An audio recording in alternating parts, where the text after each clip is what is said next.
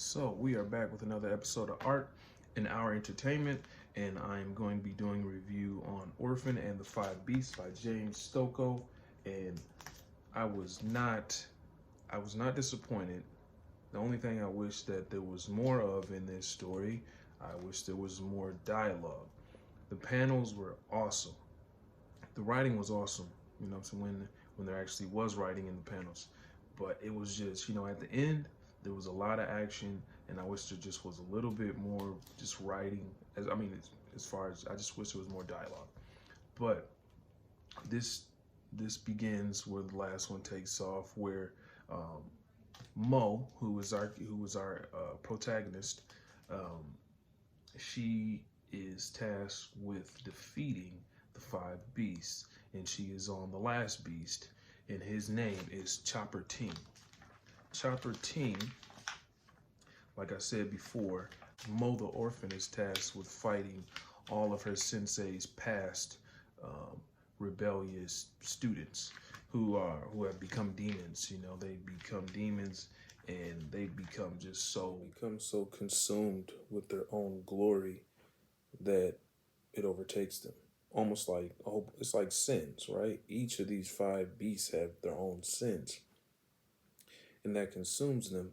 And what I didn't express is that the sensei trained each of these five beasts in the beginning because there was a ravager, right? A ravager that was destroying the land, and no one could defeat him. And so these five, I think they were already demons before they came to him, but they came to the sensei and they were like, um, or these spirits, they came to him and they said, "Hey, we need to destroy this ravager who's destroying the land and killing all the people. Can you teach us your ways, Sensei? Can you teach us your mastery and your mastery of kung fu and fighting and all that?" And so he agreed. He agreed to it. And what he did was he taught each of the five students specific techniques, specific techniques. So none of them knew the full power of his style. They just mastered certain a specific area, and which I thought was pretty cool. And Orphan Mo, who I believe who's tasked with defeating these beasts, I think he taught her everything. He taught her everything. But to my point, Chopper Team is of significant interest because he appears to be the one student that the sensei thought was gonna just be the golden child, so to speak. He was like, he's really receptive to everything I'm teaching him, and he's catching on. But not only does he want to learn the mastery of this fighting style, but he also wants to know about balance, tranquility, peace, um, and all these things that made the sensei believe, okay, I'm going to be able to teach him everything. There's a but. There's a but. What happens is uh, the five beasts that he teaches, like I said, he teaches them specific fighting techniques. He doesn't teach any of them everything. He just gives them bits and pieces of his style, and they master those. They set off. They destroy this ravager who's been destroying the land, burning the crops, killing the people, villagers, and all that. They kill him, and the sensei's intention was he was going to train them to be fully prepared to fight this demon, as a group, as a unit. And he expected them to come back, right? He expected them to come back so he can fully teach them his ways. That's why he taught each and every one of them a specific part of his style. He didn't teach them all of it. That way, once they do that, they can come back and get a 360 education on his fighting style. No, something went horribly wrong. When they're with the sensei trying to learn how to master his technique so they could confront this ravager who was killing people, they had time to just study. They had time to just study and just focus on learning their fighting style. And so there was a lot of just focusing, and there was no distractions. But after they killed him, and then they got out into the world, and everyone admired them for being heroes, they got off course. They obviously did not come back to continue their training. And as you see right here, they kill the Ravager, and they go off, and they say how they begin to talk about how just the partying and the lifestyle of just going out in the world was better than training with a sensei. It makes sense, but they end up saying that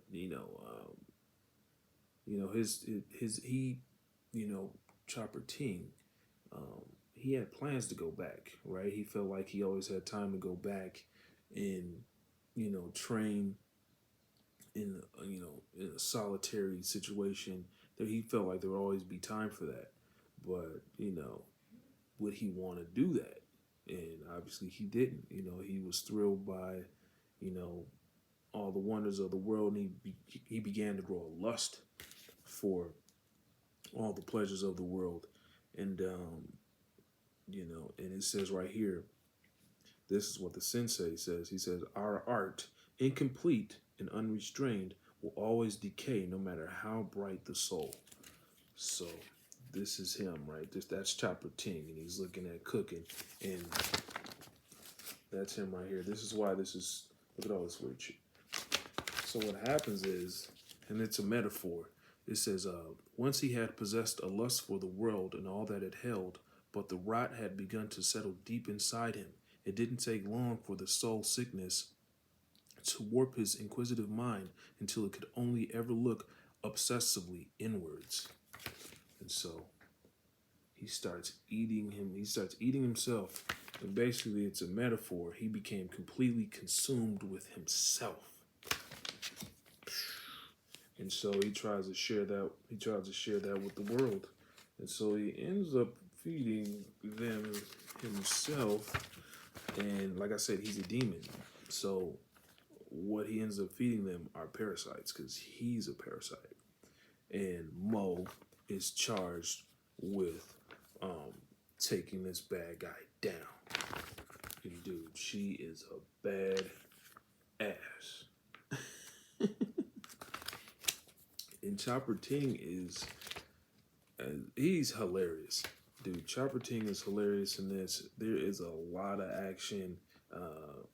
I want to show you guys these panels, but I can't do that. It's incredible. Like I said, I wish there was more dialogue in the panels, because as we go further along in this fourth issue, it's just action. It's just, and I love action. Y'all. With that said, this would be a great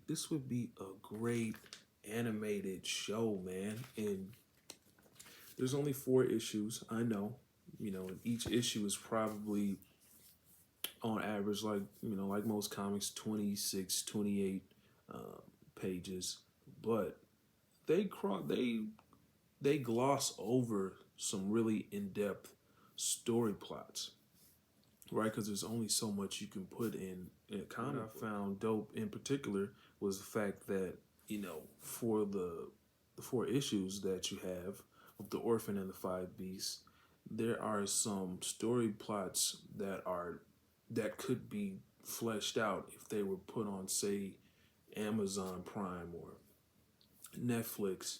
You could really talk about how, like, the sensei who was, who taught, who was a teacher of these 5 beasts, you could talk about that at first, and that could be like the first half of a season right there. And then Mo comes in later on, and she, we know she's the protagonist. She could be, she's the light of the story, because honestly, with that first issue could be one season in itself if you really stretched it out. And a lot of times you can stretch something out and you can be like, there's nothing there. But with this Orphan and the 5 Beasts, the sensei trains these 5 beasts, and they all have different personalities, because Mo fights them in different scenarios. She goes to different places to fight each of them.